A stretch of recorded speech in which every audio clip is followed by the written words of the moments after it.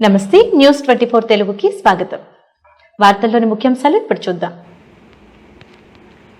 నిన్న కురిసిన భారీ వర్షాలకు శంషాబాద్ పరిధిలోని సాయి బాలాజీ కాలనీ జలమయమైన విషయం తెలిసిందే. కాలనీలోని ఇళ్లలోకి వర్షపు నీరు చేరడంతో పాటు కార్లు, ద్విచక్ర వాహనాలు నీటిలో చిక్కుకుపోయాయి. నిల్వ నీటి కారణంగా పాములు, తేళ్లు బయటకు రావడంతో స్థానికులు తీవ్ర భయాందోళనకు గురయ్యారు. ఈ సమస్యను న్యూస్ 24 తెలుగు ఛానల్ ప్రధానంగా ప్రసారం చేయడంతో అధికార యంత్రాంగం అప్రమత్తమైంది. వెంటనే స్పందించిన మున్సిపల్ మరియు జీహెచ్ఎంసీ అధికారులు కాలనీని సందర్శించి పరిస్థితిని పరిశీలించారు. నీటి నిల్వకు గల కారణాలను గుర్తించి డ్రైనేజీ వ్యవస్థను మెరుగుపరిచేందుకు అవసరమైన చర్యలు చేపట్టాలని సంబంధిత అధికారులకు ఆదేశాలు జారీ చేశారు.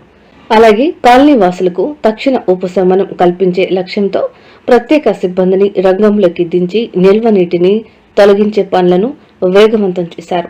ప్రతి వర్షాకాలంలో ఇదే సమస్య ఎదురవుతుందని, శాశ్వత పరిష్కారం కోసం చర్యలు తీసుకోవాలని స్థానికులు అధికారులను కోరారు.